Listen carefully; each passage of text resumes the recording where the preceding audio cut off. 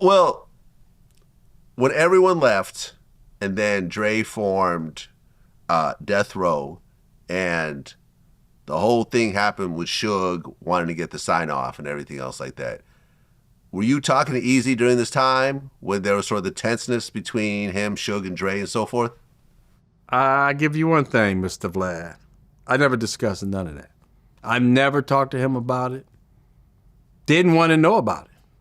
You know, I had nothing to do with this song, none of that.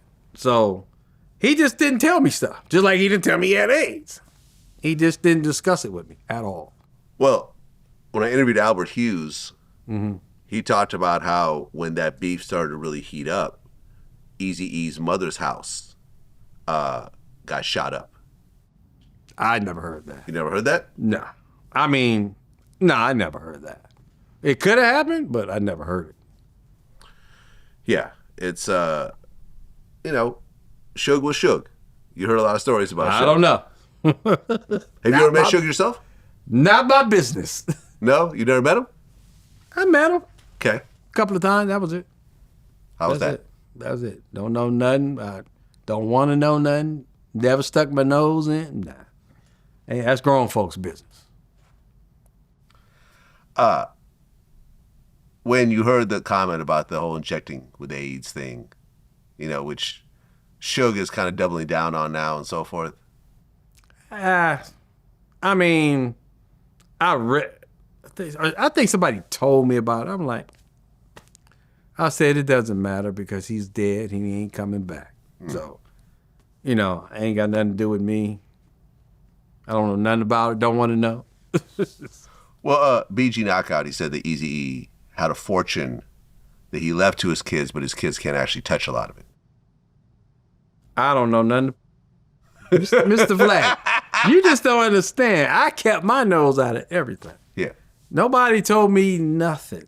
I don't know about money. When I was on the plane with E, January 95, he had like a album cover tore up and he folded it in half and he wrote all the debt he was in.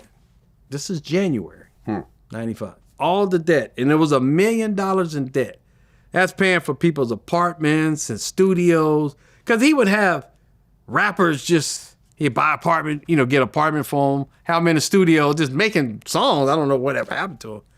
But it was $1 million in debt. He showed me this in January.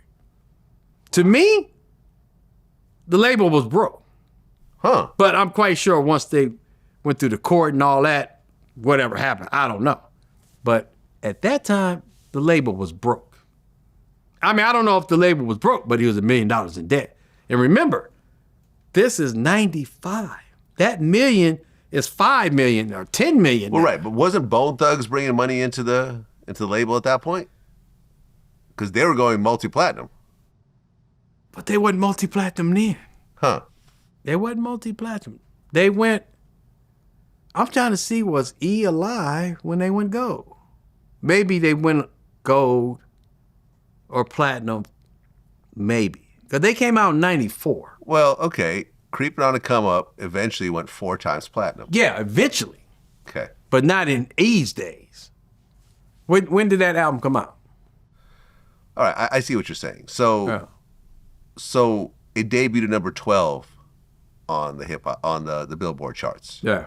So it's not like it's number no, one. What year did it come what year? 94. Yeah, it was 94. What month? But I see what you're saying, but so I'm quite sure. June 1994. Think about it. It takes a while for that money to come back. Royalty, 9 months at least. Yeah. So, whether they collected with I have no idea. It depends on their deal. But at that time, it was $1 million in debt.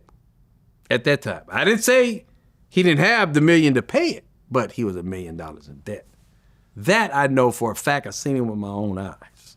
If I had a phone, I would have took a picture of it.